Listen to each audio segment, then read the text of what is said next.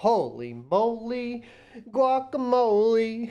Today, we take over the world. What's up, sons? It's Blind Rod with Son of a Tech. Once again, today I have yet another talking head video because everybody keeps asking, what I'm gonna do when I can't mine ETH anymore. We're gonna talk about what I kind of have in mind for mining cryptocurrency in particular, with GPUs in particular, because I'm not really an ASICs guy.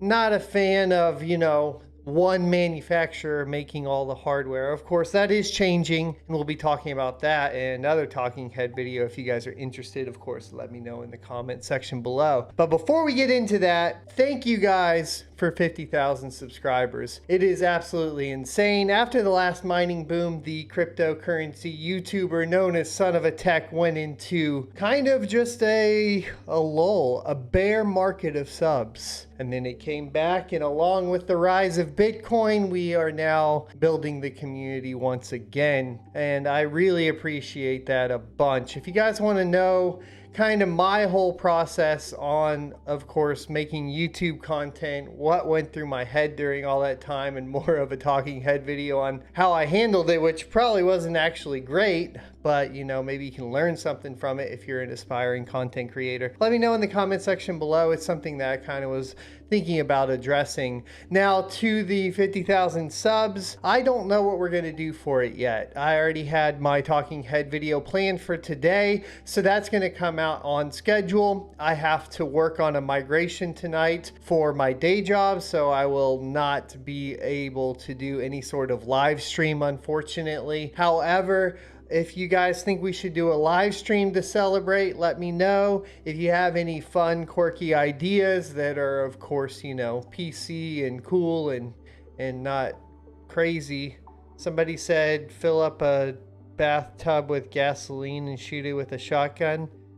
I don't want to do that. So maybe also be nicer. That would be cool.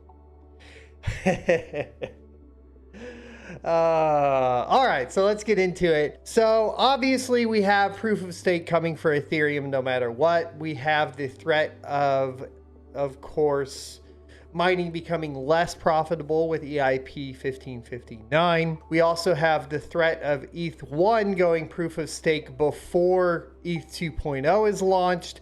So the mining community is, justifiably freaking out. Will it still be profitable? What can I do? And so on and so forth. Now, opposed to ASICs miners, even ASIC ETH miners, you are probably a little bit better off than, say, them. So by that, I mean, if you're a GPU miner, if you follow this channel, we've talked about GPUs. GPUs are kind of the workhorse. They're able to do anything. They can mine anything pretty much, right? Unless it's ASICs have fully taken it over. But what I mean is they're versatile. And because they're versatile, we have quite a few options. One, you could sell them off, but a lot of people are going to be selling them off, so you're going to lose some money on that, as opposed to trying to find the top of ETH and sell there, which is also just impossible to do. A lot of people want a solid answer, and as with anything else in cryptocurrency and mining, there is not a solid answer. When people are like, well, what's my payoff time? We don't know that even. We can say, based on today and the difficulty of the network and how much ETH is worth, you could maybe pay this card off in 90 days and so on and so forth. But there's no promises to that. And there's no promises to where any of these other currencies are going to be headed either. And I think that it's very important that everybody keeps that in mind, because this whole, I make $10 a day and I can be guaranteed that I'll make $10 a day mining for however many days is just not true. That's not going to happen. But here's a few things I'm personally looking at when I am trying to decide on, of course, what might be the possibilities to move my graphics cards over when ETH is either less profitable or, of course, it becomes not mineable at all. There's a couple different websites you can use. There's MinerStat, there's What to Mine, which is kind of the classic, and so on. You can just basically type in whatever GPU you have and then go through the process of determining what is most profitable at the time. The idea for mining cryptocurrency is going to be more along the lines of mining whatever is most profitable, and then you can always just sell that or swap that for what is not as profitable. There are other strategies, which is mining something that is less profitable but has a higher upside, like hedge mining.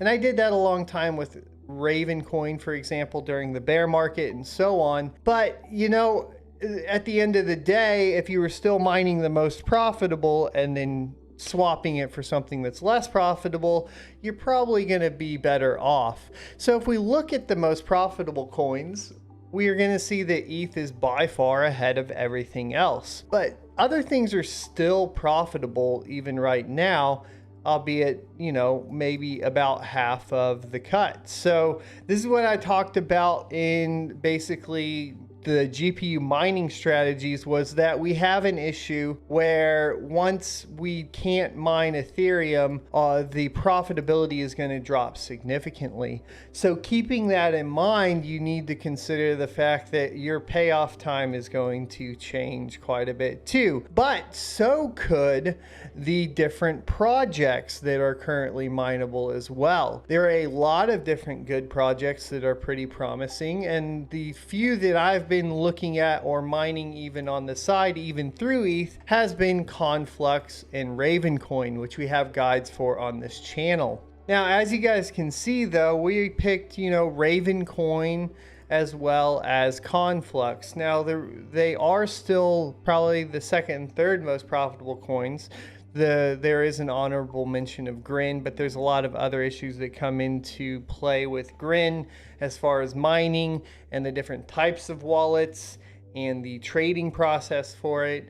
I'm actually still working on figuring it all out. Right now, it's a lot easier to mine something like Ravencoin or Conflux and swap that out for, you know, Ethereum or Bitcoin or Monero or something along those lines, a larger coin. It's a little bit more difficult with Grin, and the mining's a little bit more difficult, so I'm still kind of playing with that idea. We also have talked about Vertcoin, but Vertcoin is a very specifically aimed coin at production machines or machines that are in production for other uses. And because of that, it doesn't really play as well with farms, at least in my opinion, but that's another one to keep an eye out for. So 2 honorable mentions here before we even get into the 2 that I'm going to be looking at when moving off ETH is going to be Grin, of course, and Vertcoin. But let's talk about Conflux for a second. A lot of people are nervous about Conflux, you know, being basically a Chinese coin. We can confirm here that the university is based in, of course, China, Beijing. And if you take a look, that the network originated from that research lab. Turing Award assistant Dr. Andrew Yao, and this is kind of something that some people have some issues with. However, it is important to also note that cryptocurrency and China have been hand in hand since Bitcoin for the longest time, especially if we're talking about mining. So here you have basically the entire team, so on. I usually don't care about this stuff as much. The economic white paper is what makes me interested, and without going into too much depth, I'll leave the link for the white paper down below. But the reason I really like Conflux, or the idea of Conflux and what they're pushing forward, of course, with the white paper, is essentially going to be a proof of work coin with multiple chains. So one of the big issues with ETH is that because it's proof of work and because it's a single chain, the network is slow and the fees are high, and they are going to fix that or propose to fix that with proof of stake and moving, of course, to sharding, sharding. I can already see your wheels turning, you dirty, dirty person. Shards. Dzz. Duh. All right. So the shards are going to basically represent multiple chains. Now, what Conflux is doing is going to remain proof of work. However, it is going to have multiple chains. So think of it as a proof of work version of something like Ethereum 2.0 or Polkadot. Now, there is something to mention with Polkadot too when we're talking about multi-chain tokens and coins and basically the application coins like we've talked about before. And that is that Polkadot is mineable, but not directly for DOT. Polkadot itself, though, allows people to build chains that are mineable chains within the ecosystem. So mineable tokens is something that is going to be a possibility and probably going to be highly profitable as well. So when we're shifting and moving in these markets as miners, it's important to keep your options open as much as possible. With, of course, GPUs, this is easier than ASICs, which is one of the things that we've mentioned before. But it is possible that there will be a token that is profitable on Polkadot as well. But because we have this economic system from Conflux, and because it will be essentially a multi-chain ETH 2.0, it is something that I find to be probably one of the more profitable mining coins or mineable coins here in the near future once ETH has moved to proof of stake. Hence why this is the one I have my eye on to move my farms to. Now, I have always mined Ravencoin. And Ravencoin, from a white paper perspective, has always been strong. Essentially, the idea is that it is an ASIC resistant asset coin once again. So we're talking about an application coin like Ethereum, like Conflux, and so forth. However, the development has been quite lacking over the years and has not kept up. The current roadmap hasn't been updated since July 9th of 2020, and that is, creeping up on over 6 months, and it makes me nervous, as well as I feel like creating all the applications, and we don't even really have a wiki. You have a Bitcoin Talk, a Twitter. I just want to confirm all of this hasn't changed. I guess you do have the wiki. So let's this is a Wikipedia. This isn't a wiki. So let me show you what a wiki is, right? So if we went to Polkadot, when I refer to a wiki for an application coin, what I am looking for is a development guide, starters guides. I'm looking for parachain development kits. I'm looking for a development guide for smart contracts. This is what I'm looking for in a wiki, in an application coin. And my disappointments with Ravencoin have been that we don't seem to have a very good push for development at this current time. Does that mean that I think they won't get there? No, it's just something that I've been a little frustrated with the coin on in general. That being said, why would you want to mine it? Well, we talk about hedge mining, but it is still profitable, but it's possible that Ravencoin becomes significantly more profitable. The reason being is that, like Bitcoin, it halves on a clock. So you can pretty much guarantee every single time it is going to halve. If you take a look here, what you'll see is you have 1458.3 every 1 minute, right? So they are able to calculate this out, and it will halve in January 2022. When it halves, the block reward will change from 5,000 Raven to 2,500 Raven, thereby decreasing the amount of mineable Raven coins in half. And if we're talking about what that means for the profitability of Ravencoin, the most profitable time to mine Ravencoin is going to be before it halves. So let's say Ethereum, for example, goes proof of stake or becomes unprofitable within the next few months before the halving of Ravencoin. you could hedge mine that Raven coin, be getting the 5,000 block reward bonuses, and then in January when it cuts in half, just ride the train of the halving. Every single time Bitcoin is halved, the price of Bitcoin has gone up. And there's no reason to think that this wouldn't be similar in other projects such as Ravencoin. Does this mean it's going to be a dollar coin or something like that? No, it just means that by nature, because of the reduction of supply and new coins coming into the network, that the demand of the coin will go up and the price will go up. How much, I don't know.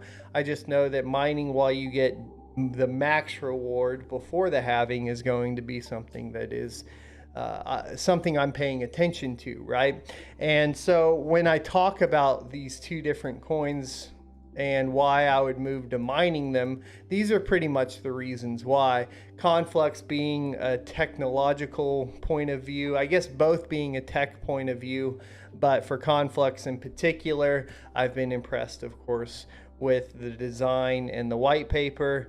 Ravencoin, I have been impressed with it in the past. However, like I said, there's some disappointments with it right now. I don't feel like they're providing the community with enough tools to actually utilize it to its fullest effect. And if they could give the community more tools to do that with, I think that the price would go up at least, and it would be more enticing. So those are the two coins I'm planning on moving to mining to if it was like Ethereum stops being profitable tomorrow. The thing is you guys need to pay attention to the fact that this is a changing market. So what's profitable today, what looks promising today, won't be promising a year from now or 2 years from now or even a month from now though, right? So because of that, you need to be able to be paying attention, researching, and so forth. What I'm going to offer is if you hit that subscribe button, get us closer to that 100,000, I will be giving you guys my thoughts and strategies coming from the perspective of a miner. I also want to move closer and closer to developing more. I want to get better with my developing skills in Rust and things like Solidity, and prepare myself personally for the shift eventually away from mining completely, because I don't think that's the end game for crypto. I'm not saying mining stops anytime soon, don't get me wrong. I just think of it more of like a Ford motor car being towed by a horse at this time, and because it ran out of gas, if that makes sense. That's the best analogy I can think of. And that movement in technology is going to be slow. So don't be scared that mining's ending tomorrow or even a year from now or even 10 years from now, because I don't think it will. But it is good for you to prepare yourself for other opportunities in the crypto space outside of just mining. And that's my personal opinion and what I'm personally doing. So I hope this video is helpful. Be sure to leave a like, comment, subscribe. I saw 86% of you aren't subscribed already. So if you could hit that, we could literally pump those numbers way up, which would be awesome. Also, only 6% of you have the notification bell on. Hit that if you want to be notified when basically I release a video, which is currently every day. And then don't forget to let me know what you guys think about doing a 50,000 sub, and I will see you next Tuesday.